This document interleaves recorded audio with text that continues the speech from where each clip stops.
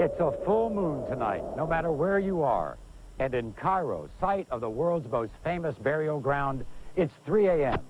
We are about to begin an unprecedented adventure in broadcasting. Good evening, everyone. I'm Maury Povich. Behind me is the last remaining ancient wonder of the world, the Sphinx and the pyramids of Giza. Forget about everything you've ever seen or heard about these monuments. Tonight, prepare yourself to be surprised, even astonished, live, in cooperation with the government of Egypt. We are opening the lost tombs. After the curious have come and gone, it is again a place of mystery and darkness. What secrets are still buried among the majestic pyramids at Giza? Are there clues to man's destiny? Was it Atlantis that taught Egypt how to build? Are we the descendants of astronauts from another world, or were these colossal monuments simply created by the hand of man in the service of God? Join us as we explore sanctuaries unseen for 5,000 years.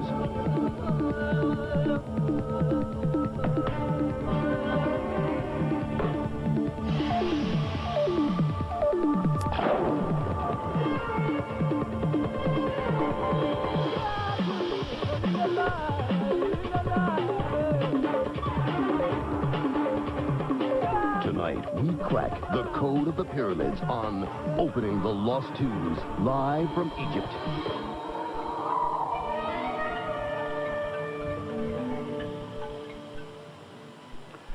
In Egypt, at the edge of Cairo, are the most famous ancient monuments in the world. So exquisite, they touch something deep inside all who visit. Why were they built? And even 4,500 years after their construction, are there great, amazing secrets here yet to be revealed? We've come here with the permission of the Egyptian government to do something never done before, to watch live the opening of tombs that have literally been lost in the sands of time. It has taken months to prepare for this night. We're talking about the hard, careful work of archaeology. And now, finally, in a TV first, we're about to open 3 ancient Giza burial sites as old as the history of civilization. Let's begin with the basics. The 3 main pyramids at Giza were constructed by father, son, and grandson. The first and largest, just to my left, is the Great Pyramid. Using enough stone blocks to be laid end to end across the United States, it was built by Khufu. Directly behind the Sphinx, and almost the same size, is the pyramid of Khufu's son, Khafra. To the right, smaller but using more costly granite, is the pyramid of Khufu's grandson, Menkaure. Now, to enter these lost tombs is to go way, way back in time. And we want to help you imagine what the Giza Plateau looked like some 5,000 years ago. It was a vastly different scene. The complex was fronted by the sacred Nile, which has since slid eastward toward Cairo. And long, long ago, yes, the Sphinx had a face complete and proud. Tonight, in the shadows of these pyramids, under the lights of our production teams, we could be making history. We're ready to plunge 30 feet into the burial chamber for the Tomb of the Unknown. We'll explore the inner sanctum of a queen's pyramid, and we'll travel beneath the earth to a subterranean crypt that could be the gateway to a vast network of tunnels. There is excavation in progress all over the plateau, and we'll begin in an area behind the Great Pyramid at the Western Cemetery, the burial site for the privileged of Egypt, and where we find the Tomb of the Unknown. Leading the excavation tonight is our expert, the director of the pyramids, Dr. Zahi Hawass.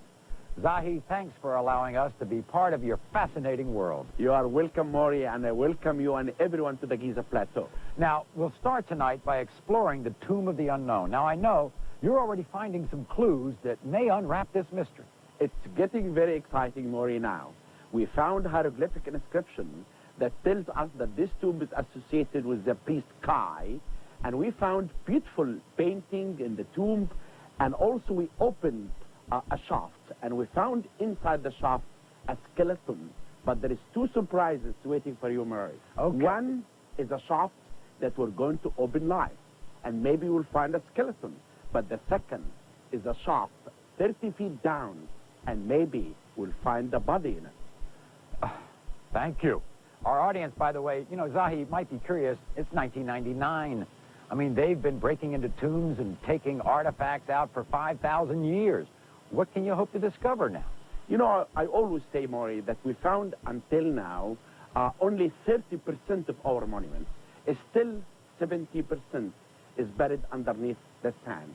And you can see for the last even years what kind of major artifacts I discovered around the Sphinx and the Pyramid. Thanks very much, Dr. Hawass. We're going to be back to you in a few minutes. Also tonight, we'll be sending our cameras to a subterranean watery grave. At great effort, Dr. Hawass has pumped out a deep shaft behind the Sphinx, and he's found not only a fascinating ancient mausoleum, but mysterious tunnels waiting to be cleared. Also, a mile south, we're going to be entering a forgotten pyramid believed to be the burial site for a queen of Egypt. Susie Culver, who's going to be with us throughout the show tonight, is at the site where the work continues. Susie? Maury, many people probably didn't even know that queens had pyramids, but they did. Women were a very important part of ancient Egyptian society. Although they could not rule themselves, the king could not rule without them. But more on all of that later. First, let me show you what's in store for us tonight. Dr. Hawass and I will be going where no living Egyptologist, let alone people like you and me, have gone before. Inside Queen Amenertesi's pyramid. As I speak, workers are carefully removing the stones that block the entrance. I mean, this looks like something out of an Indiana Jones movie, but this is real. At this hour, it's cold and desolate, and behind me, nothing but Sahara Desert for miles and miles. Maury, I'm not stretching when I say the thought of plunging into an unknown passageway is a bit intimidating, but I'm game. Well, yeah, but, I mean, you're smiling through that intimidation. That's pretty good. Well, I'm not so concerned about curses and mummies as I am about the scorpions in the sand on the way down. Now, there's another phrase I've been hearing. It's called booby traps. What's that all about? Well, that's why I'm sending Zahi down in front of me. Okay, fine. Thanks, Susie. We'll be back to you a bit later. There are still some fundamental questions remaining about these wondrous monuments, and tonight we'll also be hearing from the doubters. We'll be investigating the theories of those who suspect a lost civilization or even alien visitors, that they're responsible for what is behind me. And as you'll see, their ideas, or at least some of them, are not quite as wacky as you may suspect. Ahead tonight, we'll explore the link between Giza and a famous American psychic. In 1941, Edgar Cayce predicted a hall of records would be found underneath the Sphinx at the end of this century, and its contents would prove the existence of mythical Atlantis. These records that are hidden in Egypt will surprise us and break us through a limited thinking that we've had about who we really are and what life's really all about. Take us from being terrestrial beings to celestial beings. In 1976, a voyage to another planet raised the notion that Egypt could be a product of an advanced culture not of this Earth. That year, NASA's Viking mission gave us close-up pictures of Mars. 3, 2, with ignition, we have liftoff. When we look at Mars, we're looking not only at a cosmic mirror, we're looking at a cosmic puzzle. We're looking at who we are. And someone or someones came to Earth. They migrated as refugees. And they set up housekeeping on the only other possible habited place in the whole solar system, which was here. There's some profound connection between Earth and Mars, and it comes to Earth at a place called Giza. And tonight, we'll hear from another group of theorists who look not to Mars, but to Giza and the ancient texts for answers. They're vigorously challenging mainstream archaeologists like Dr. Hawass, arguing that Egypt is far older than we believe, that a master plan for the pyramids was devised 12,000 years ago. I think we have to keep our minds open to the possibility that there is more to discover about our past. What I am suggesting, certainly, is that an influence may have come into Egypt very, very early, in the 11th millennium BC. There is no evidence at all existed in any place in Egypt about this lost civilization. The revisionists say look to the stars, and right above is evidence of a blueprint conceived by a lost culture. And it hit me that there was a correlation between the image of the Orion's belt stars in the sky and the pyramids on the ground. And this is known as the Orion correlation theory. And we will investigate the conflict surrounding the most enigmatic creature in the world, Egyptologists date the Sphinx to 2500 BC, but others say it's much, much older. The evidence? Rain erosion. The only explanation for the weathering is that it was weathered by water at a time before the desert was desert. Whatever the theory, all suspect there is much left to discover.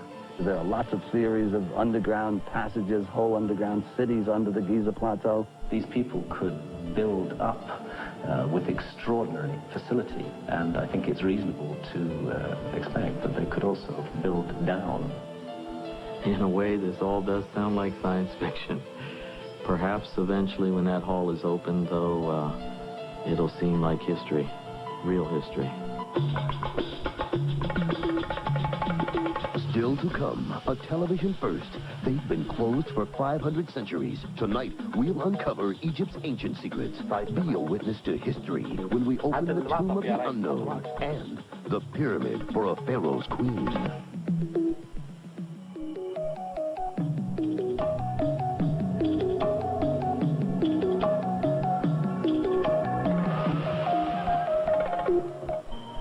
Welcome back to Cairo and the Giza Plateau.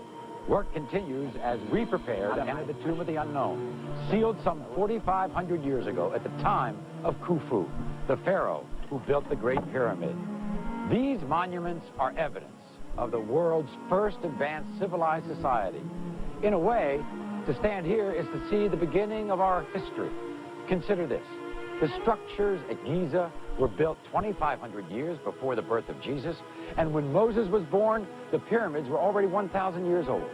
For many reasons, this wonder of the world boggles the mind, as we hear from Susie Colbert.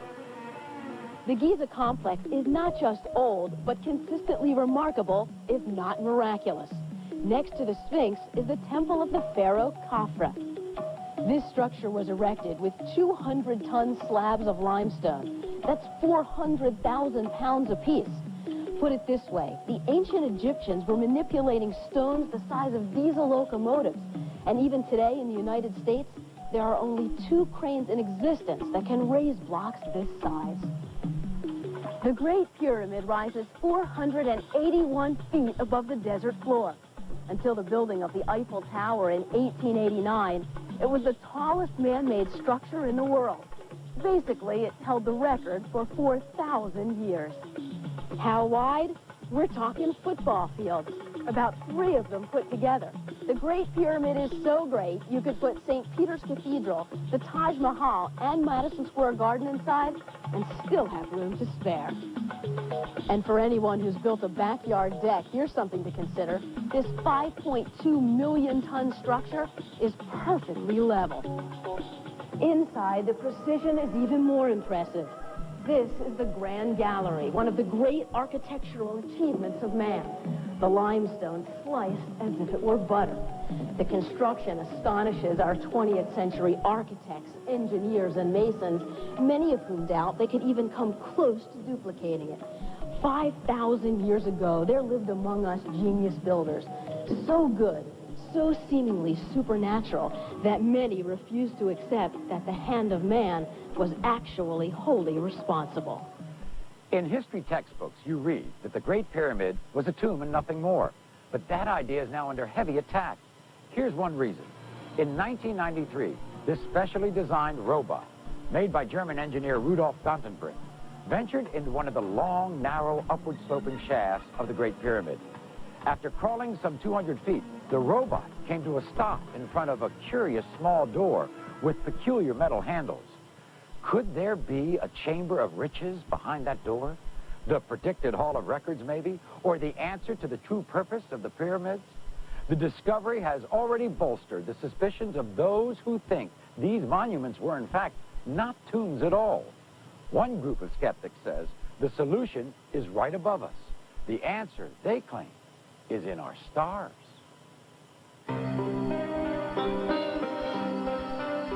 What I see when I look at the Great Pyramids is a powerful, powerful motive. What the hell is this? I mean, who did this? What for? You are urged to seek the answers. Enter Edgar Cayce, a 20th century clairvoyant who healed the sick and told of things to come. He activated his powers after a special ritual. Casey would lie on a couch, place his hands on his forehead, and await a flash of light. He'd slip into a trance, and answers follow. Edgar Casey consciously knew nothing about Egypt and never talked about it until it came through him from the unconscious. How did the ancients construct the Great Pyramid? The Giza Plateau was laid out according to the stars above. Some 50 years after Casey's intriguing observation, there emerged startling evidence of the star theory. The shafts of the Great Pyramid were found to be targeted at specific stars, connecting Giza to the constellations, perhaps to propel a pharaoh's spirit into the sky. The idea, perhaps, was to create channels for the soul to ascend in this location of the sky. Researchers then made another fascinating discovery. Giza's two large pyramids are perfectly aligned. The third, smaller one is slightly offset. This pattern exactly mirrors that of Orion's belt. Two stars aligned, the third offset. Coincidence? Or in fact, were the Egyptians creating the heavens on Earth? The puzzling thing about the arrangement of the pyramids is that it does not represent the sky in 2500 BC. It represents the sky in 10,500 BC, 8,000 years earlier than these monuments were supposedly built. Was there a long-lost civilization who looked up at the night sky and designed the pyramids and passed this knowledge on to the ancient Egyptians? And what was the purpose? It's long been assumed that the pyramids were built as tombs for dead pharaohs. But some, including Hancock, speculate otherwise. We know that when the Arabs broke into the Great Pyramid in the 9th century, they found no burial in it whatsoever, and no evidence of earlier tomb robberies having taken place. If the pyramids were not tombs, then what was their purpose? It's highly likely that not dead pharaohs, but living pharaohs were placed inside the Great Pyramid in total darkness to overcome their fears and to find their way through the labyrinth of corridors and passageways. Having done so, they would be undoubtedly strengthened in spirit and prepared for the journey that they would make after death. Why were the Egyptians so obsessed with death? Why did they build? Hancock suggests it's a spiritual legacy from a lost culture that, above all, cultivated the soul. I think there was an earlier civilization. I do not believe that it was a civilization like ours. I don't think it was primarily interested in technology. I think that this was a civilization that devoted its best minds for thousands of years to the consideration of nothing other than the mystery of what it is to be alive and the mystery of what happens to us after death. But why is there no evidence of this advanced race? Do our myths tell us? Was the proof swept away after the last ice age in a great flood? There are more than 600 myths worldwide of a great flood. We know that it happened. There was a massive extinction of animal species at that time. I suggest that there were survivors and that some of them settled in ancient Egypt.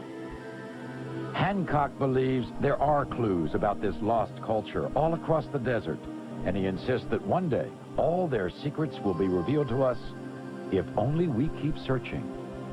An answer may be forthcoming from the past that is not offered to us by our society today. Our society today is brilliantly technologically accomplished and spiritually barren. The ancients offer an opportunity for us to recontact our own spirituality and move forward stronger to the future.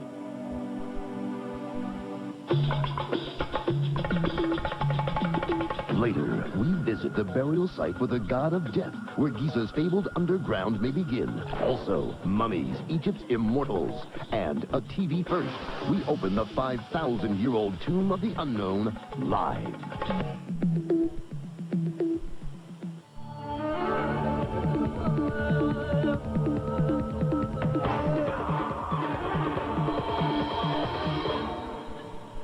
Welcome back. As we return to Giza, we have moved about a mile north from our location at the Sphinx. The Western Cemetery is behind the Great Pyramid. For almost 70 years, it had been obscured by layers and layers of sand and the remains of prior expeditions.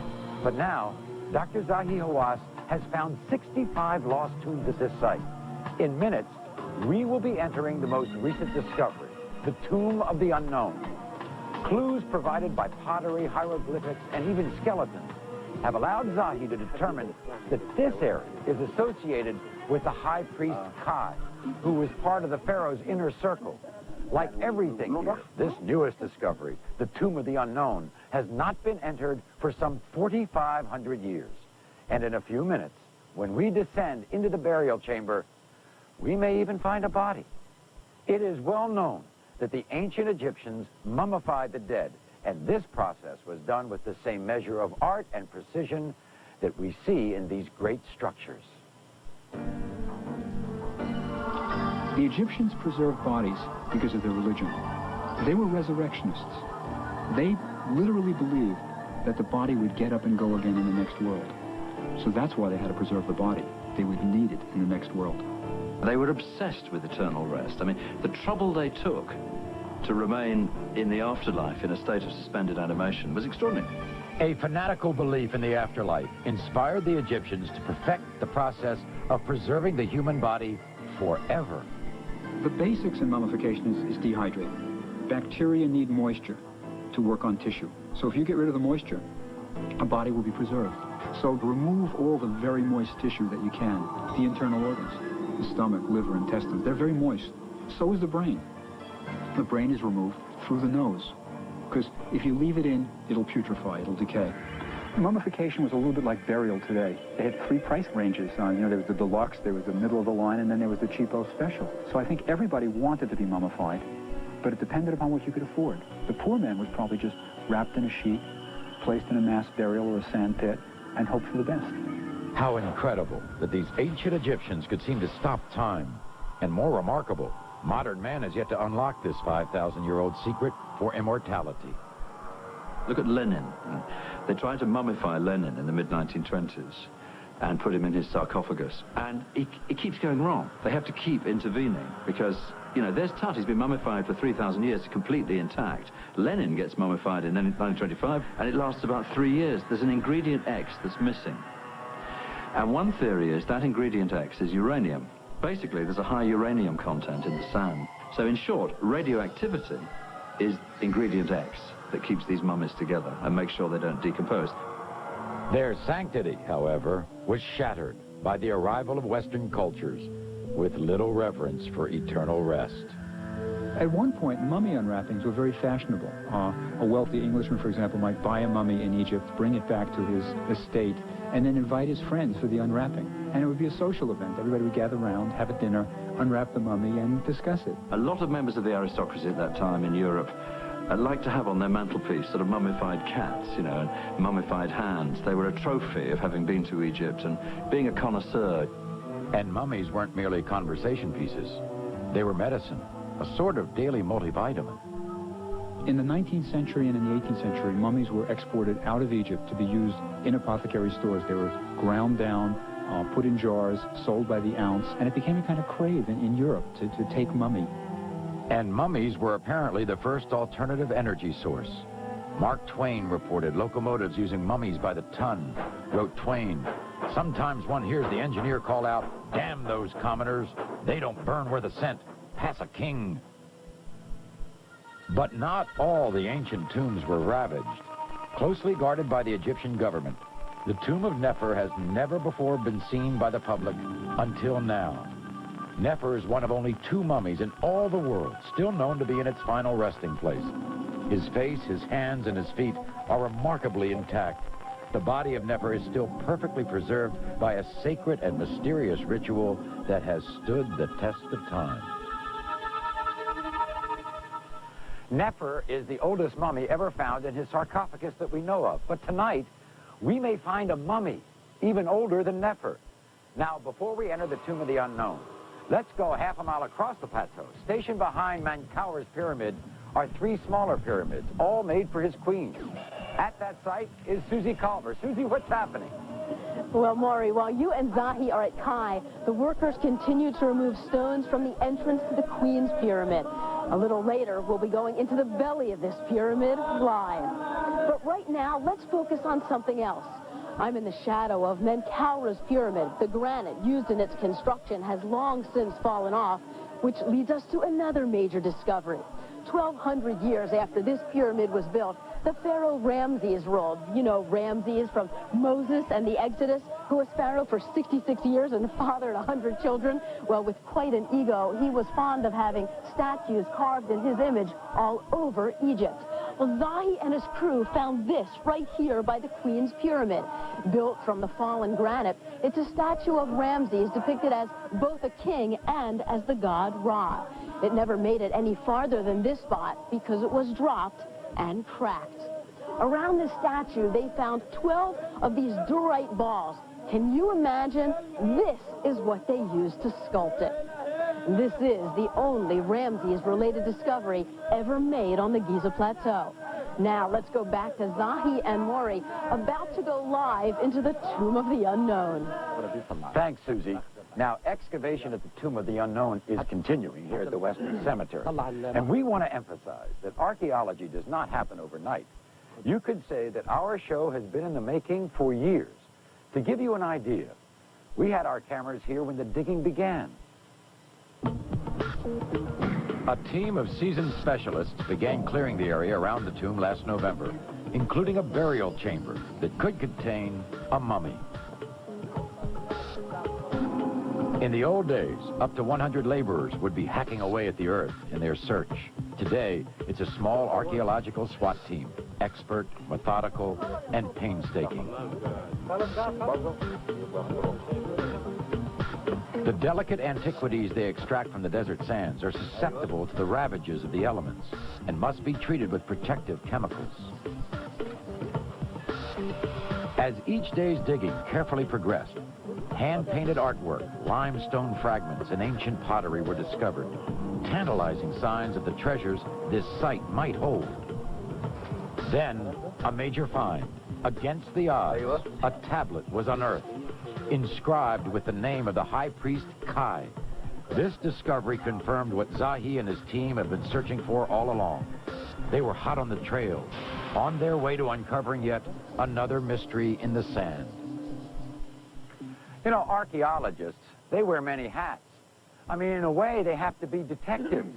I mean, Zahi Hawass has been down here with his crew, with his... Yeah. Maury, come in. There's something very exciting here. Really? Come by What? and see. What? This is really what we are doing right now. This is the Tomb of the Unknown. It was just excavated, and because it was filled with sand, and now look what we're And you've been discovering. working on this today? This is the beautiful hieroglyphic inscription here, and it's very nice.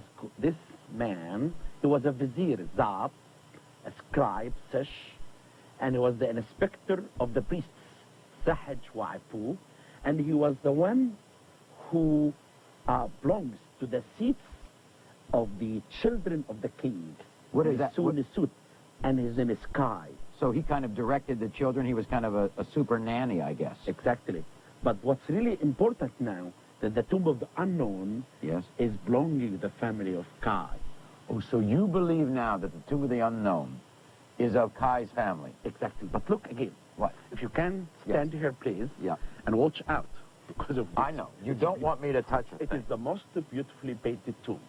And that's why it's very beautiful. Look at the scenes here. You know, people are... this man is holding a box of linen. This man is a butcher. The word in hieroglyphic as a butcher is written. He's holding a thigh in his hand. And look at this beautiful, this lady called Meru Ka. And the way of the uniform and the dress is so really nice.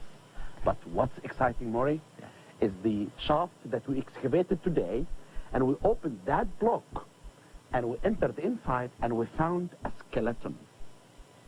But do you know who, I mean, when you look at a skeleton, can you tell who it is? I think she's a lady. She is the daughter, or she was the daughter of Kai. But the most exciting thing is the second shaft. And now this is really what's going to excavate. So now you're working in this shaft now. You don't know what's in here. We don't know what's in here. And now I'm going to open it. You're not afraid to go down there? No, of course not. Mahmoud, تعال بقى اطلع انت هات ايدك انت. هات ايدك واطلع. Oh, أنا ماسك. Okay, very good. Take this. Maury, Okay, yeah. hold your breath. Okay. Because this is I am. This is very exciting now. This is about, I don't know, 5 or 6 feet deep. And we want to get you your flashlight cam. Here you go. All right. Zahi. Zahi. Yes. Here. Oh, very good. Okay. That's great.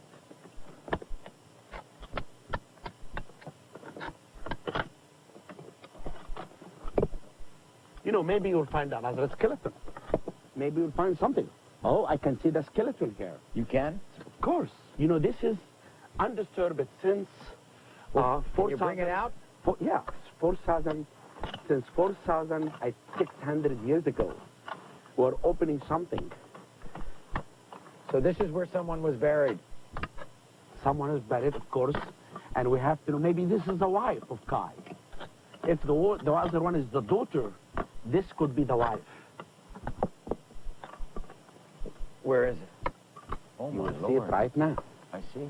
I have to put this camera like this. Okay, go ahead. For a second.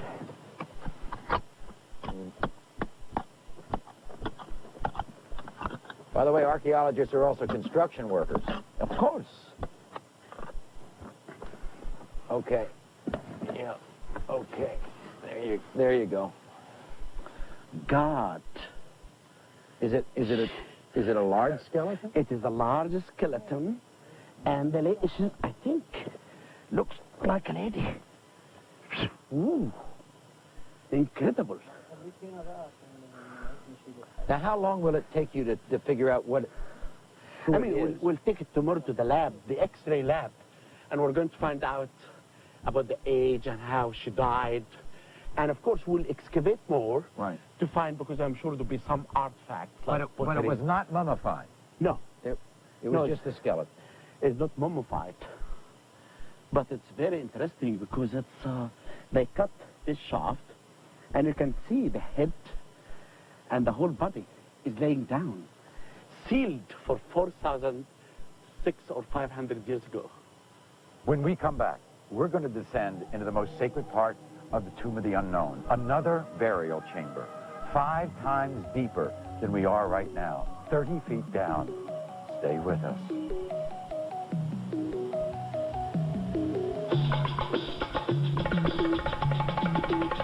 Still to come, answers to the mystery of the Sphinx. Does it tell us of a lost civilization or contain the proof of Atlantis? And the curse of Tut, how so many who found his riches perished mysteriously. Next. Welcome back to Cairo, where it's about 3:45 in the morning, with an international team of 100, plus satellites, lasers, fiber optics, and the latest in infrared technology. We are broadcasting to the world the first ever live show from the Giza Plateau. That was exciting down there. Yeah, it's my first skeleton. I don't know about you. I mean, you've seen many. I've only seen one. But what's about a mummy? Have you ever seen a mummy? No. Then I hope that you can see a mummy. Maybe tonight. I hope so. Maybe down there. Who knows what's down here? This is the thing. Are you a lucky man? I hope so, because I am a lucky man. I know you're lucky. Then That's why I'm glad to be with you. But this... Because we have to go down 30 feet here. But this tomb, or this shaft, is associated with this tomb of Kai. In front, you can see this beautiful scene of love and affection. She's holding him really in love. And that's really unique scene. You never see an intimate scene This like is the that. first time that we see a scene like that. And inside, the tomb is beautifully decorated with daily life scenes and offering lists and the statue Mori. So impressive. The child standing naked and the daughter sitting, holding his leg. And also the eyes are very impressive. It shows the powerful art of that time. Well, it's night, and we're talking about mummies and tombs. So why not a campfire story? A story about a curse. Earlier in this century, 2 great British explorers were in somewhat similar position, about to open one of Egypt's lost tombs. Howard Carter and Lord Carnarvon would find hidden treasure and the most famous mummy of all. But only one of them returned home alive. They were working at the Valley of the Kings, some 500 miles south of here, a secret protected underground burial site designed to keep tomb raiders from disturbing the pharaoh's journey to immortality. Throughout antiquity, a dead king was a powerless king. No matter how high a pharaoh might soar in life, the lowest of thieves would have their way with royalty in death. The kings became targets for all the tomb robbers that you can think of. It must have been quite frightening to climb over a long distance in the dark, not seeing very much, and having to fear scorpions and snakes, and perhaps even the curse of the pharaoh. After centuries of falling victim to relentless thieves, colossal pyramids were completely abandoned. Royal tombs would be hidden below ground with a natural pyramid towering above in the Valley of the Kings. Here, more than 3,000 years after his secret burial, King Tut rocked our world. It was 1922. Two tenacious men on a treasure hunt. Howard Carter, a hungry archaeologist. Lord Carnarvon, a very rich noble. George Herbert, the 5th Earl of Carnarvon, known as Lord Carnarvon, here's this fast-driving playboy of a man, finds himself in Egypt, determined to get some treasure, and the scene was set for King Tut. Dateline, Egypt. Carter ruled with an iron fist and was hard-pressed to keep the work going. Then finally, on February 16th, 1923, King Tut's fabulous tomb was unearthed. Carloads of relics, as well as the young king's mummy, were removed. But did this astonishing find unleash an immortal curse? A curse upon all who dared disturb this young king's final resting place? There's a connection between the beauty of the artifacts and this feeling of, they really oughtn't to be doing this. This is a dreadful thing to do to a dead body. You put those two together, you get the curse of the pharaohs. As the excavation continued, Tut's curse began. A cobra, a symbol of ancient pharaohs, slithered into Carter's residence and swallowed his pet canary. At the same time, Lord Carnarvon was delirious with fever in his Cairo hotel room. Lord Carnarvon died following a mosquito bite in the Bay of the Kings. It was a nasty bite on his cheek. He insisted he must shave the next morning. Off came the top and got infected. And eventually he died of a mixture of pneumonia and blood poisoning, and all hell broke loose. At the precise moment of Carnarvon's death, the entire city of Cairo blacked out. Meanwhile, in England, the other side of the world, Lord Carnarvon's pet looks up and utters a mournful howl and drops down dead.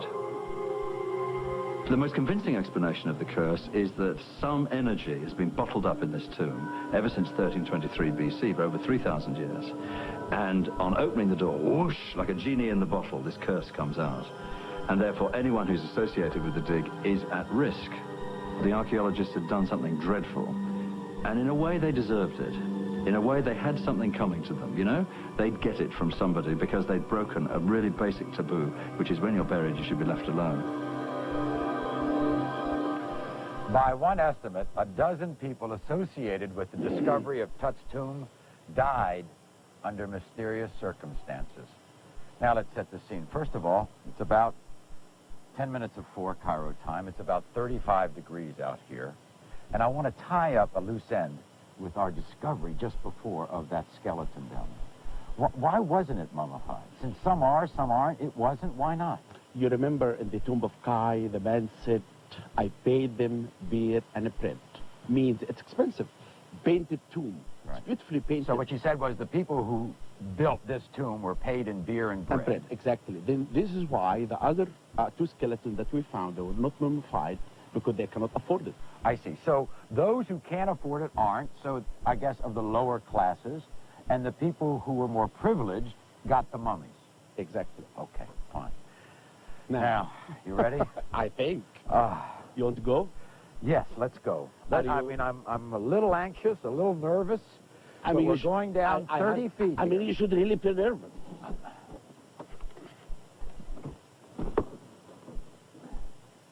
Okay. You're going to go first, right? I think.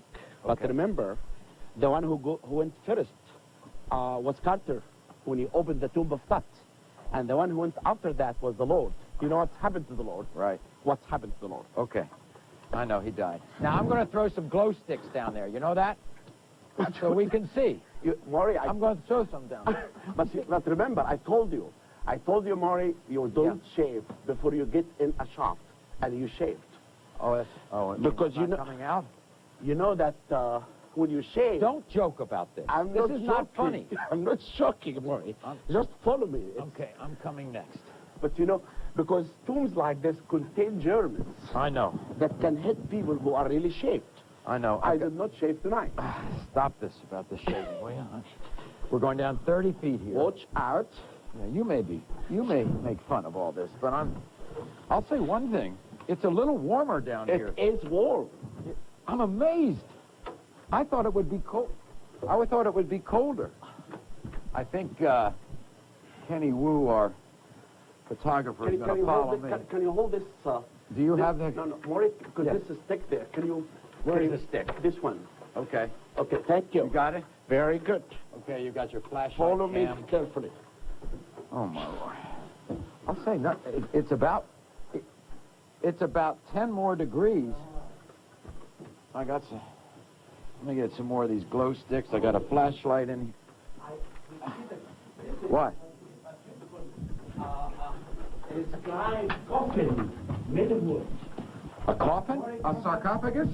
No, it's a sarcophagus. No, it's wooden. Okay, let me get here first. Let's first of all, let us read the inscription. See who is this person? Let me read. Can you see? Yes, of course. This person was known by the king. He was the overseer of the house, and his name. This is Kai. This is the tomb of Kai. This is where he was buried? Yeah, and look. Let me see. Yes, here is the that's his there. And look, at the end of the name is written hieroglyphic. Right. It's about 2 feet high. And look, this is the name Kai. Is written here, overseer of the house. Was an important man. Now I want. But let us first see. Well, oh God, this is. What is that? This is pottery here. It's buried beside the sarcophagus, beside the coffin. It's very exciting. What do they do this down here? Oh, they leave this for the afterlife. This is beer jars that he will drink beer in the afterlife, like we drink beer today. I wish that were true. I think, yeah. But there's other things here. Other stuff here. Another beer jar. A typical beer jar. You know, this could contain Heineken and Michelob. You're making fun. I want to make it easy for you. I know. Are you scared? Yeah. Now, this is wood.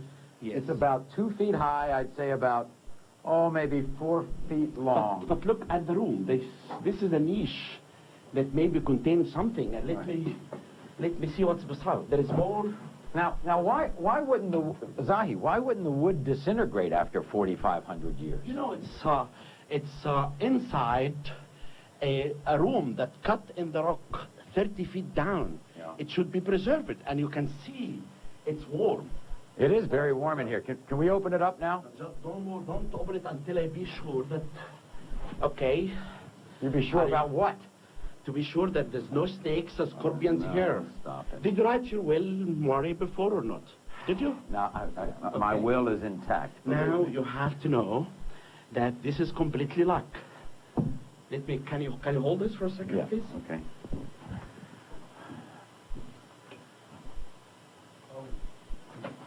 Oh my gosh. It's a mummy. It's a mummy. Let me see first. Get strapped. It's a mummy. It's a mummy, and a complete mummy. In a good shape, but you know, it's covering the... Can we take this side off or no? One sec. Can you please go ahead a little bit? Just a little bit. And hold this in your hand, because... Oh, wow. Oh, wow. God, this is really incredible. You know, this man... Now, wait a second. We said before in the show, Nefer was the oldest mummy. Yeah, I think this has to be later than Dynasty 4. You know, I dated the tomb. And that's when Nefer... Maybe in the same time, the same period of Nefer. But older than Tut. Yeah, of course. This is dated 4,200 years ago exactly. But you see, this is linen. It's completely wrapped, and you see the faces here is also covered. And, you know, you should touch it, not me, only. Yeah, well, I'm not. I'll touch it with a brush. I'm not touching it with any. Well, don't jump. But Maury, this is the most interesting thing. This is really something fantastic. To open this mummy live for everyone to see. Yeah, but now what will you do with this? Of course, I prefer to leave mummies in tombs. I don't like mummies to be in museums, because mummies in museums, you destroy the value, the spiritual value. You won't take this mummy out? I think I should leave it here. It belongs to her. It should be here, lay in the coffin, and this why will be no curse. If we take it out, you could have a curse like King Tut, and this why you don't believe that. You know, there is no curse. I don't believe in the curse, but I believe sometimes if you enter a room like this quickly, and it's not the air does not go out, germs can hit people and they die. And that's really what's happened to the Lord Carnarvon. But I mean, this is really something incredible. And all right, I'll tell you what's going to happen now, Zahi. We have made one discovery over there. We have made another discovery here as part of the Tomb of the Unknown. You're going to go with Susie Calver over to the Queen's Pyramid. This is another adventure. A great adventure is entering inside this Queen Pyramid. And you're going over there. I'm going back to the Sphinx. And we'll be back after this.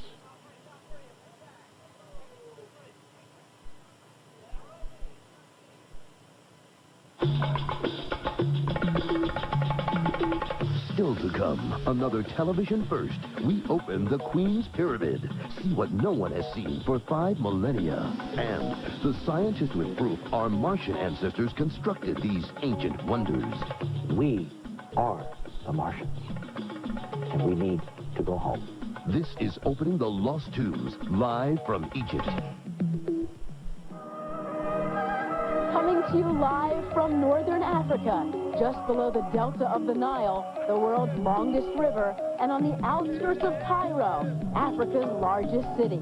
Once again, we are live in Giza, site of the supreme monuments of antiquity.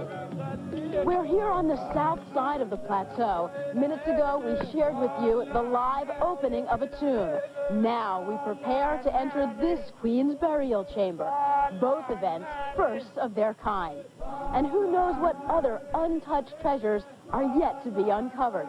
Zahi tells me that since he became director of the pyramids 11 years ago, he's dreamed of excavating the fallen granite that once encased Menkaura's pyramid.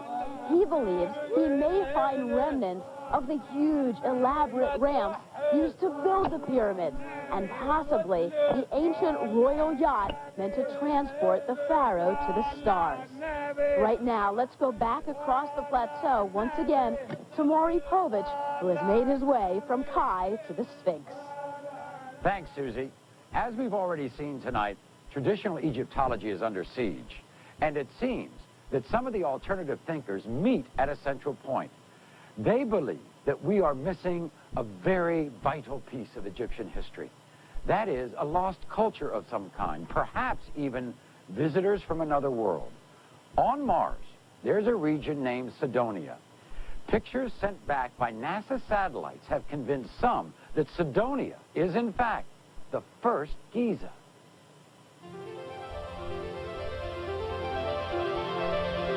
There's some profound connection between Earth and Mars, and it comes to Earth at a place called Giza, on the Giza Plateau.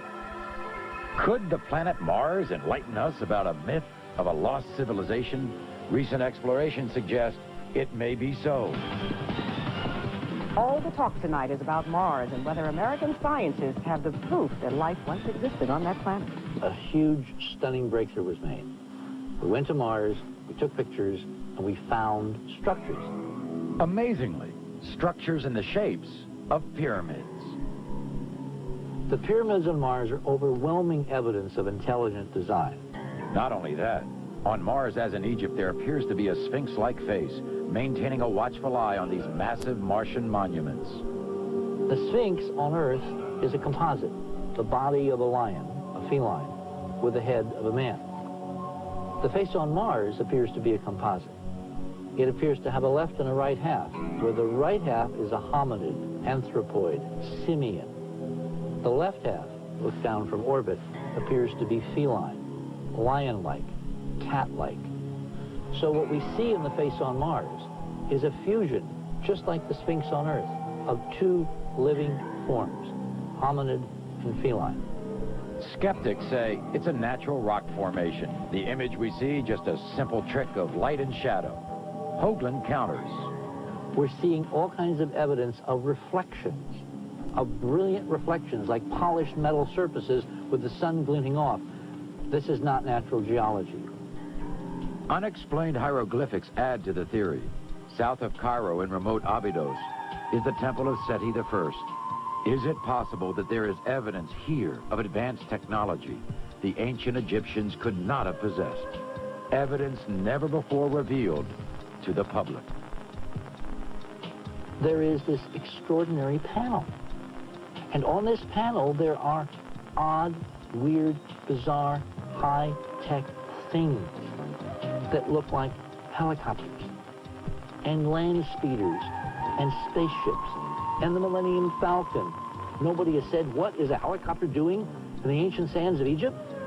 In fact, the curious image looks exactly like the Apache helicopter, introduced to the U.S. military only 10 years ago. Why do we have these connections between Earth and Mars? If we don't answer that question, we will have failed completely as a species. Why would the Martians leave home and relocate on Earth? Hoagland suspects Mars had its own Armageddon, a meteorite collision some 12,000 years ago. Something shatteringly horrible happened to Mars and killed it. If that alive Mars contained intelligent life forms, they would have had to leave. We think they came here. That you and me, and everyone watching this tonight, we are the Martians. As the Earth hurtles closer to the new millennium, amidst dire prophecies, perhaps there is an even more pressing reason to find out about our link to Mars. Whoever came before, as they realized that they were approaching a catastrophe, left time capsules, records, hoping that the next civilization would find them, would figure out what did they do wrong? How can we, before it happens again, figure out what they were facing and do it right? Could the Martian pyramids contain these records? And is it possible there's advanced knowledge that might ensure the survival of the human race? Perhaps in the 21st century, man will land on Mars only to confront his own history. We can rule again. We can be masters of our fate, masters of our destiny. The key is in knowing who you are. And we need to go home. Of course, mainstream scientists ridicule the notion that our species once had an interstellar address. Ask our expert here at Giza, Dr. Zahi Hawass, and he says, show me the proof. In the meantime, Zahi's been doing just that, finding the proof that it was the common man who erected these very uncommon monuments. In a workers' cemetery nearby, just to the southeast, Zahi has apparently uncovered the resting place of those who never rested, the people who built the pyramids.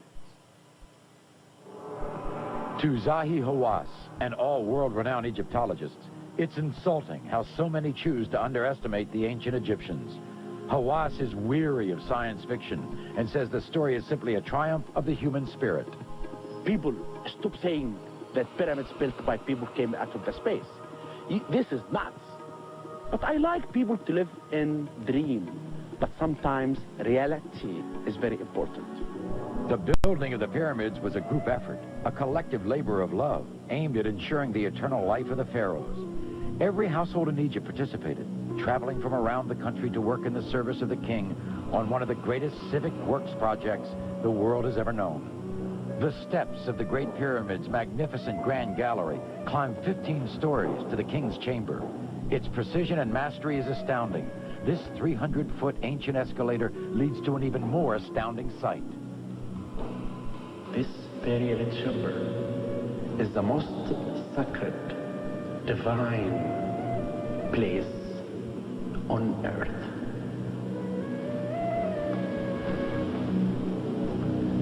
The structure of this tomb is beyond imagination.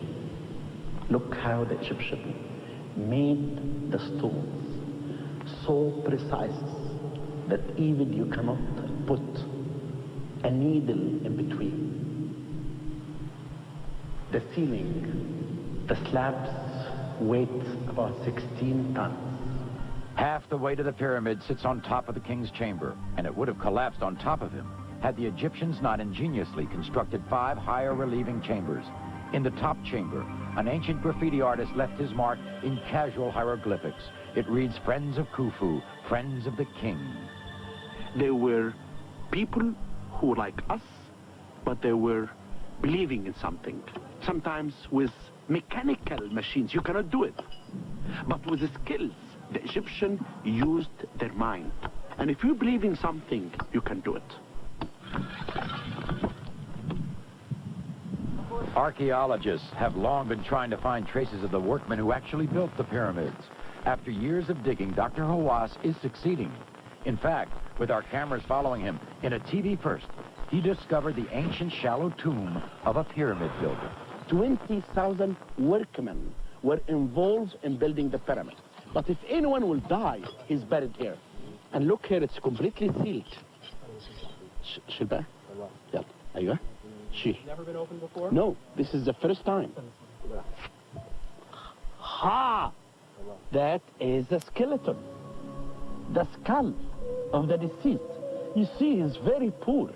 If this is the tomb of an official, you should have artifacts and statues and things like it. Almost every day, we discover a statue, or a tomb, or a skeleton, or pottery, or hieroglyphic inscription. When you talk about lost civilization, you talk about something that doesn't exist. But really what exists now are what we're excavating. When you clear each piece of sand, you reconstruct history.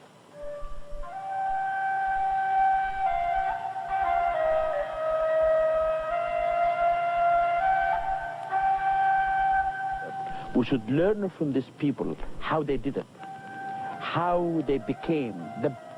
They ruled the world not only by war or by guns. No, they ruled the world by thinking. They controlled the world by giving them astronomy, science, art. And therefore, I believe if they're looking at us now, they're smiling because they did something great. It will be remembered forever.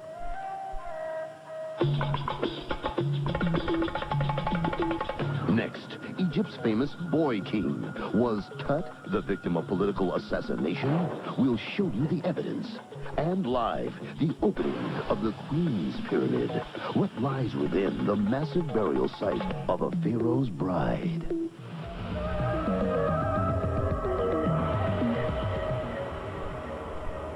Welcome back to Cairo, Egypt, the site of the world's most famous burial ground. It's a little past 4:15 in the morning here. And if you're just joining us, we've opened the first of 3 lost tombs and discovered a mummy.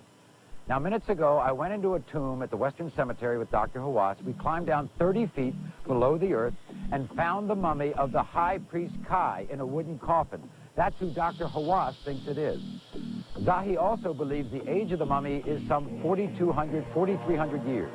As far as we know, it is one of the oldest mummies ever discovered inside its burial chamber.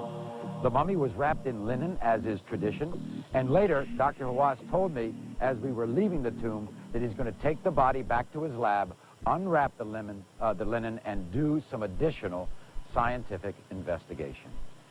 You know, archaeologists go about their business with a detective's eye, and in doing so, they sometimes find the unexpected. Take Tut, the world's most famous mummy. You probably know how he lived, a boy crowned a king. But Egyptologists are telling us a new story about how he died.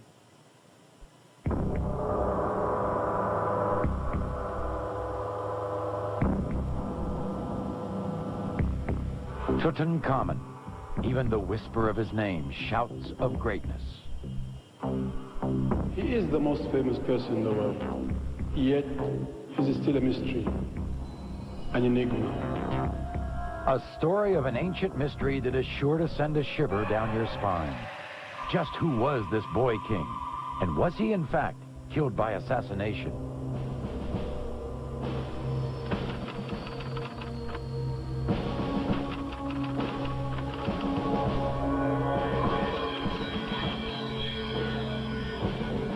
The thing that draws people in about the murder of Tutankhamen theory is it really is like a murder mystery.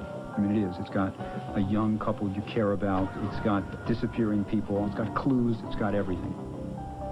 Tutankhamen was a mere boy of 9 when inheriting the throne of Egypt. A powerhouse country in turmoil.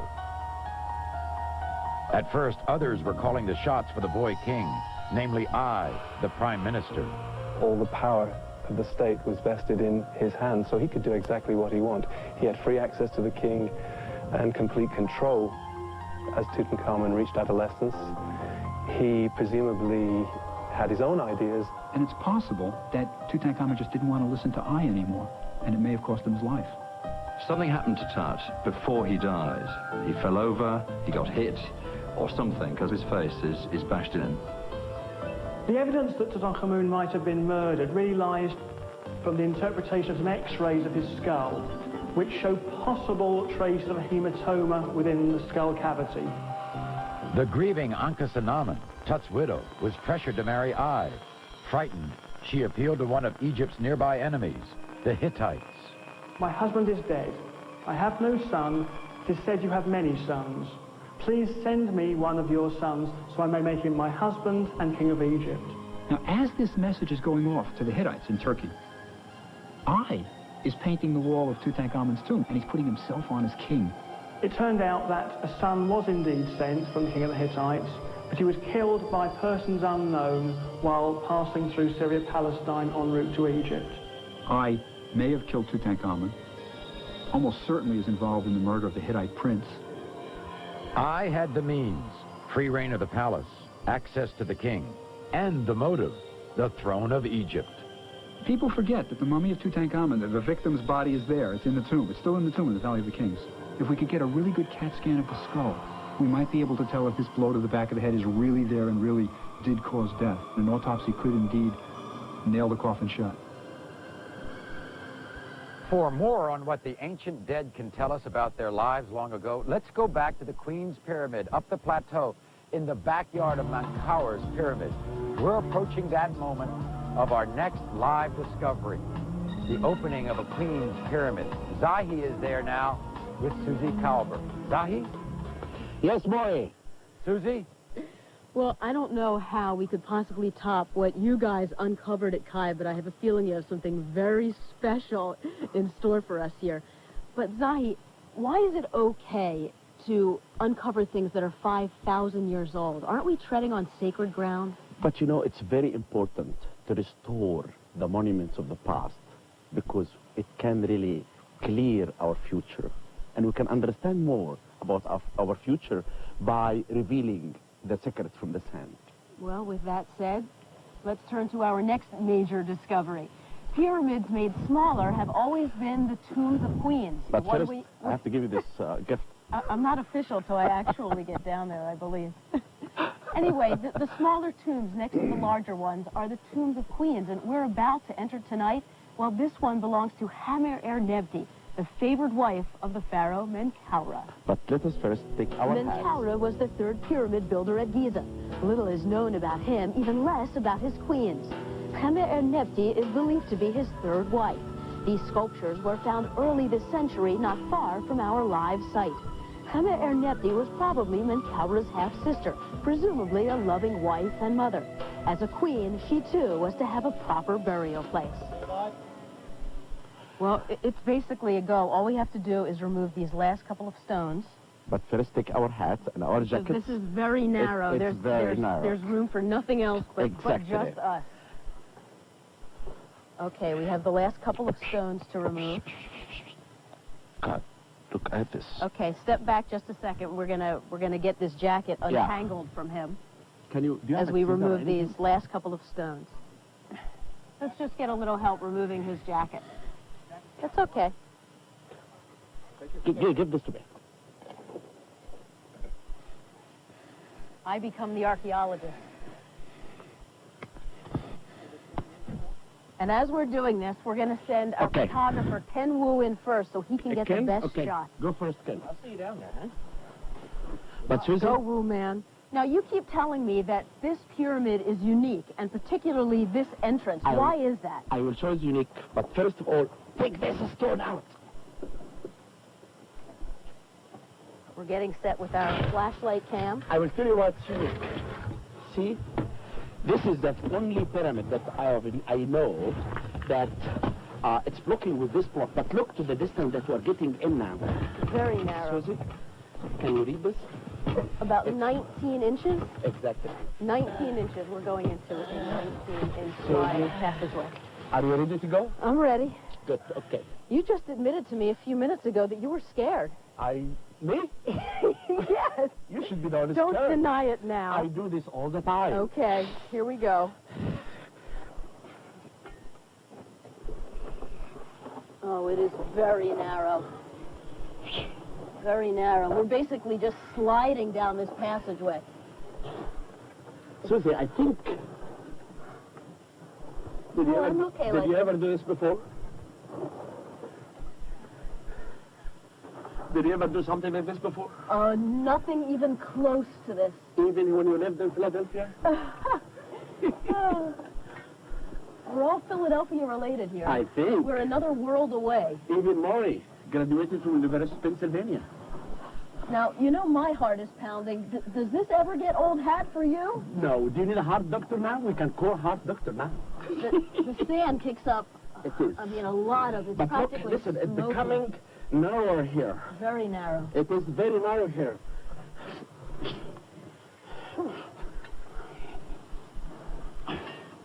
Very narrow and hard to breathe. It is.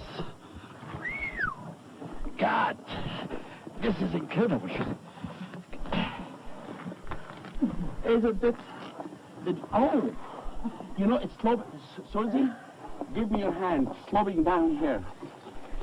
Give me your hand. First, I have to untangle my leg, and then I can use my hand. Whew.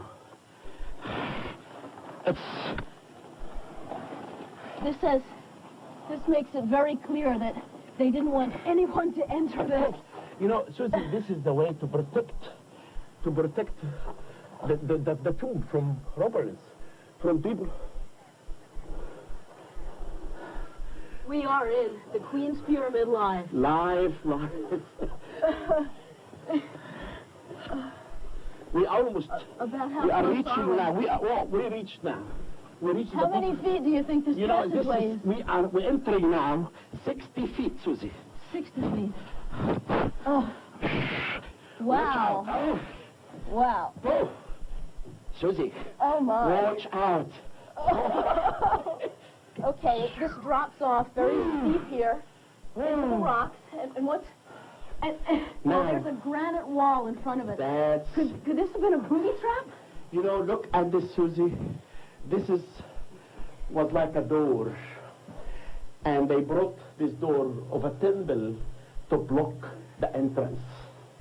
And now we should get in. Wow. Are you ready, Susie? So you believe there are other things to discover on the other side of this wall? I think. That looks like it's about 12 inches high. How are we going to do this? You have to go like a snake. Did you ever see a snake? Yes. Okay, maybe you will see one inside. Maybe not. Do you like snakes? Sure. Scorpions? But not inside burial chambers. But I and you will act like snakes now, because the way to go down is to go like this. Do we enter now? Okay, are you ready to share your next discovery with the world? I am ready for this. Okay, we're going to take a little break, and we're going to figure out how to manipulate this granite wall. Okay. And our adventure will continue. Okay, my dear.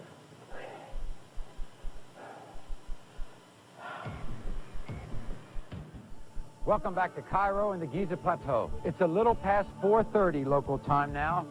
Only minutes ago live, we pushed aside the final stones at the entrance to the Queen's Pyramid. Dr. Hawass and Susie Calver crawled into a passageway and came to a stop at a large door. Let's go back there now. Susie? Well, Maury, it was very difficult getting down here. The passageway is about 19 inches wide, and we're kicking up sand the whole way, which made it very hard to breathe. And Maury, seeing the mummy, it was easy. But this is difficult. Oh, no, I would not have made that. I mean, you saved your life, really. So we're faced with this giant granite wall. It's a granite door, and this is the socket. Maybe we can look for the burial chamber. Now, we sent our photographer, Ken Wu, inside. Zahi checked it out with a flashlight. We didn't think there were any snakes, so Ken is in there, and now we're ready to go. Why do you think there's no snakes? I don't know why. You will see. Are you ready to go now? Do I have to go first? You have to go first Okay. to show me how to do See this. up.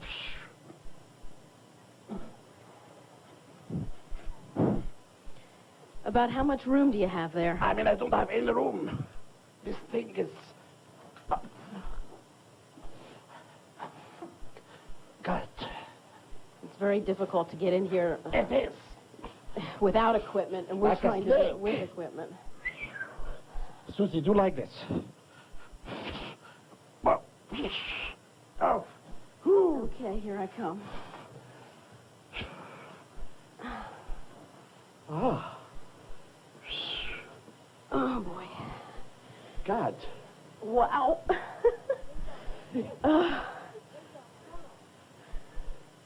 All right, Give me your hand. you're on my Oh, table. Here we go. Well, okay, so now we're in the second part of this passageway, and what is this? It's unfinished. It's completely unfinished. And look, Susie, this is the granite. Oh, what? Is this a sarcophagus? Yes, this is This a is the sarcophagus. granite sarcophagus. Oh, what? Let me try to give you some more cable Please. here. Because the room is unfinished. There is stone rubble. If this room is finished, it should be smooth and nice. But Why wouldn't they have finished it? maybe the queen died early, and they had to bury the queen somewhere else, which should be buried in a tomb near here. But this pyramid, in my opinion, never used for burial. But Susie, join me. Come by and look for artifacts here. Maybe we'll discover something here. Careful of these wires on the Because, you know, rocks. people... This is some of the tools that the diorite tools. And this is the tools, Susie, that they used to carve the sarcophagus, like this. Carving like this. You want to hold one? They could carve solid granite with that round rock? Yeah. To carve it, it depends. You remember the statue of Ramses II that has been found outside. It was carved by the same type of tools. Look more. Susie, you have to come by and excavate How with old me. do you think this is, Zahi? Susie, I don't have workmen to help me. You should help me. We'll pay you, Susie. £5 an hour. You don't have to pay me. I'm happy. Oh, a Bones bone. here. Bones here. I don't want to. Oh my goodness! I'm stepping on bones. No, wait. Don't. Oh. You know, these bones, in my opinion, they are not from the Old Kingdom. No. What do you think? They are they're from? later, like from the 26th dynasty on. It's like 2,500 years ago. This looks like a full skeleton right here. Is this a skull at the top? Yes. Then people before us entered inside. Wow. God. Yeah, you know, When do because you you think know someone was in all here? pyramids were entered by thieves who rob the pyramids, and they take artifacts from inside, and that's why sometimes they're buried inside this. And this skeleton, in my opinion, it's between 2,500 years ago. This looks like it's incredibly intact. Did you ever do archaeology before? No. Would you like me to teach you? Yes. Okay, come by. I don't want to step down there again. Oh, don't. Exactly. You have a... Oh, there's something don't else. want- There's right. something else here. Right. It really looks like the skull. Oh, there is a pottery Oh, it's pottery. vessel here. Oh, no, this is the skull. I was right. I thought it's a pottery. Oh, God. Wow. Look. Wow, This is it's a another skull. man, but an early man. How do you know it's a man? Oh, it looks like it. Why the colors I in don't the think a skull? woman will come by and be buried here. Why?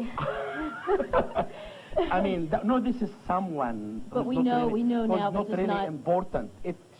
I do not think that this pyramid was used for burial at all. It's completely left unfinished because of the stone rubble that you see here. And this skull is not Old Kingdom.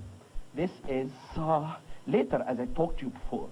It's about 2,500 years ago. Which is certainly long enough.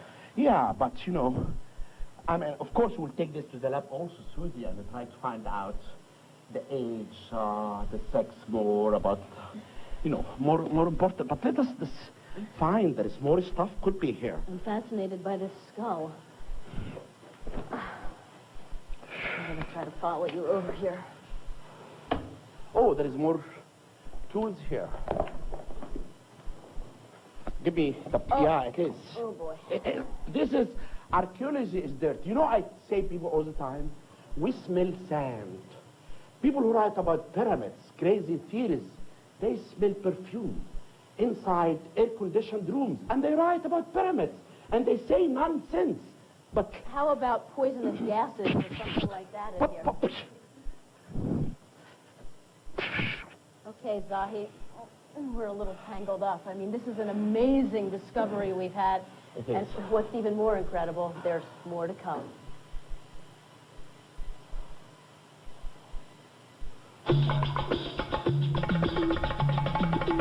Next, a major discovery on the Giza Plateau, seen for the first time, the subterranean burial site for a god. And does the Sphinx tell us of our true destiny? Find out next.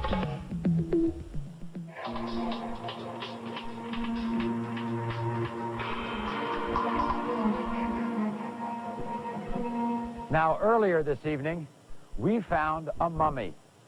A mummy that Dr. Hawass thinks is one of the oldest ever to be found in its own resting place. And then, Susie and Zahi slid down a 19-inch passageway 60 feet into the Queen's Pyramid. And that's where they found what they believe to be an unfinished tomb. If it's unfinished, Zahi, why was it unfinished? Because the sarcophagus looks unfinished, and the room full of stone rubble that dated to the Old Kingdom, and this is why I believe that this pyramid never used. And let me ask you one other, whose skull might that be? Would that be a thief or a robber of 2,500 years ago? You know, no. You have to know that when the Queen died, and they buried the Queen somewhere, but I'm sure that later period people tried to get in, but very few because of the small size of the entrance. You saw how it was hard for me and Susie to get in, and therefore even for thieves, it was difficult for them to enter inside this pyramid. Now, is it possible to get inside the sarcophagus there? Yes, of course. I can let Susie to go in. Susie, you can go ahead and be buried here. Thank you. No, thanks, guys. You want me in You'll the be a sarcophagus. queen, Susie. I was setting you up, Susie. Thank you. Now, we've been exploring throughout the break, Maury. Zahi, how long would you spend in something like this until you felt like you had found everything? I mean, this is live TV. We don't have much time. It would take me at least 6 months to excavate the whole thing. 6 months. But there is something. Look at this. Before we leave here, I found this pottery. That's beautiful. And this is Old Kingdom. Then they tried to put the pottery here before the Queen came to be buried. And the Queen never came here. Maury, another amazing Thanks very discovery. much. Thanks, guys. Now, as our show nears completion, we have one more discovery to show you. A find that Dr. Hawass calls the biggest adventure of his life. A burial chamber for a god hidden deep in a Giza shaft. But before that, we'll address one more controversial theory. As we have seen, many suspect ancient Egypt was influenced by a vanished genius culture. For one group, the rock of the Sphinx speaks the truth. Was there a lost civilization that lived on the Giza Plateau? Perhaps the answers have been right in front of us all along, in the mystery of the Sphinx. Egyptologists have always believed that the Sphinx was carved by the pharaoh Khafra, that it's his face you see on the body of the lion. But author John Anthony West sees something more. The head of the Sphinx is much, much too small for its body, yet the head is a perfectly fashioned and perfectly proportioned head. The body is a perfectly proportioned body, so our belief is that the Sphinx has been altered at some point or another in its history. If the pharaoh Khafra had his face carved onto an existing structure, then it's possible the Sphinx is much, much older than we think. There is definitive evidence that the Sphinx was in fact weathered by constant rains. What attacks limestone and dissolves it away is water. The only way that such a fissure forms in a rock face that's cut smooth is by rainwater, lots and lots of rainwater falling down over long periods of time. But how can that be? Egypt's been a desert for more than 10,000 years. There were moist periods, rainy periods in Egypt that clearly predate the modern Sahara Desert. This kind of a rainy period prevailed in Egypt around from the time when the last ice age broke up.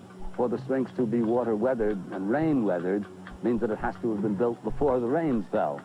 Traditional Egyptologists argue that it was not rain, but the harsh environment of the wind-swept desert that caused this erosion. But West says that's just not possible.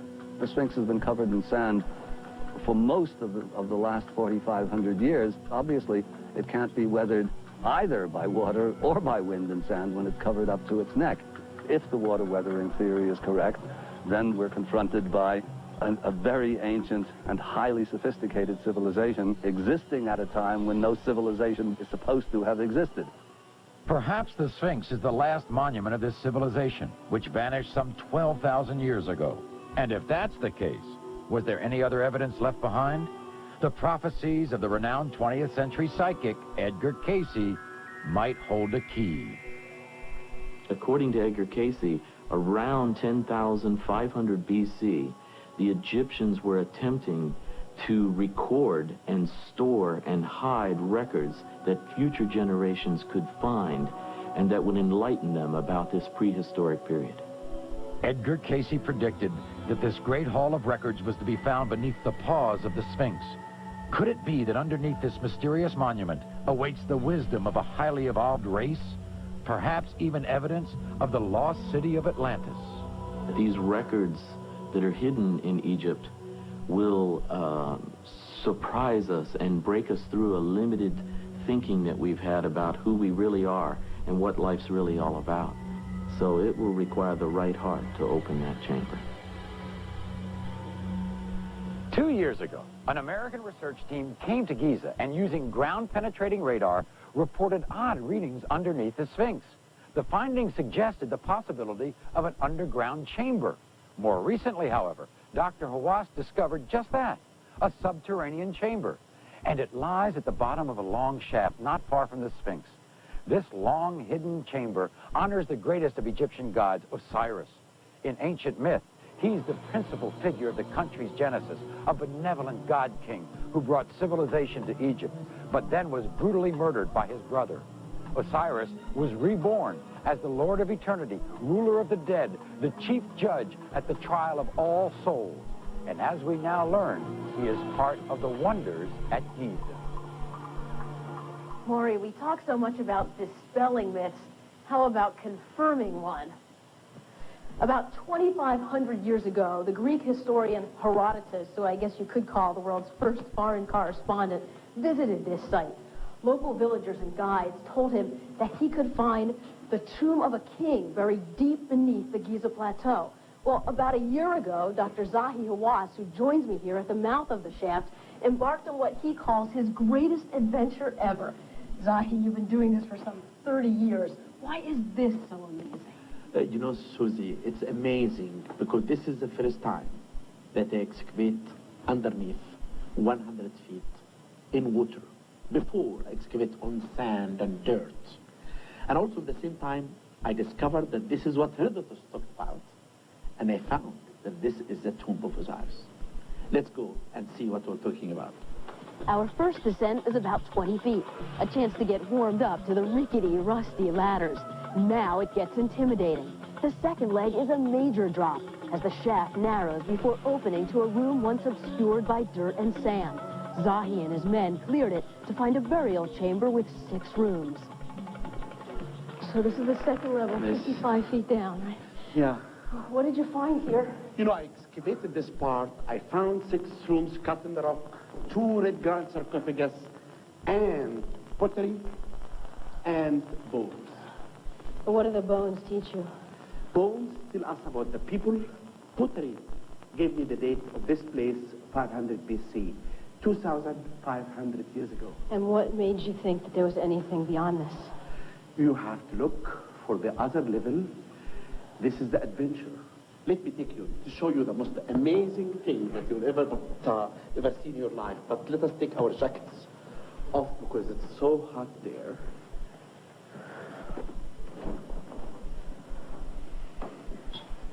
Oh, my. Upon discovery, the third level was submerged. When the water was pumped out, Dr. Hawass had the find of his life. No fear of the unknown?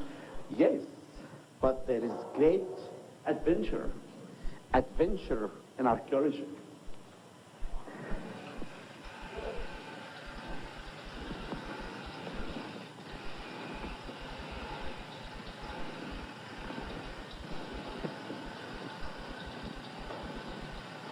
خلاص قفوا بقى ورجعوا هناك. So we're 100 feet down now. What is this? Susie, this is the Tomb of Osiris. The god of the underworld. This once extravagant mausoleum, a moat with 4 pillars engraved with hieroglyphics constructed thousands of years ago, was intended to be a symbolic shrine for the keeper of the afterlife. If you will look down here, I will show you what is here. Look, there is the second part of the sarcophagus. Goes down, I think about 1 feet down. And up, you see what we did. The lid is up. You want to see the length of that lid? Okay, let us watch out. Let us How see. much would something like this weigh? Oh, the weight of this was 11 to 12 tons. What's the length? Just about 9 feet. 9 feet. Then the whole lid and the second part is about 11 to 12 tons weight. And how could they get 12 tons down 100 feet? You know, when they cut the shaft, they fill the shaft with sand, and they cut side shafts. They take the sand from the side shafts, and the sarcophagus will come down piece by piece. And there's more. Archaeologists agree that below the Giza Plateau lies a network of tunnels. Could this be the center? A gateway? Our first evidence is stunningly revealed. I will go now and show you this exciting place.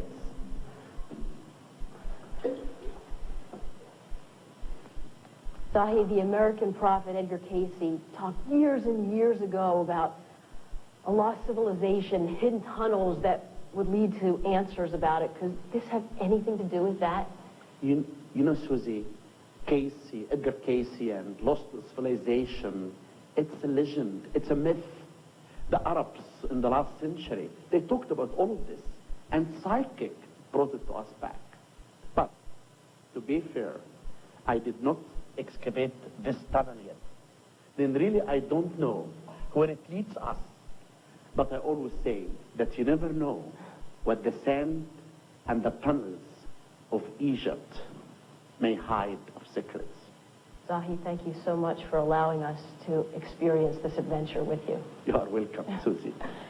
And Maury, I guess on a personal level, I am in awe of this whole thing, and what a once-in-a-lifetime opportunity to be a part of this great discovery that will certainly fuel the fire and the speculation that we can find the answers, perhaps details of a lost civilization, instructions for our future. Maybe. Thanks, Susie. We can hear the call to prayer for a new day here at Giza.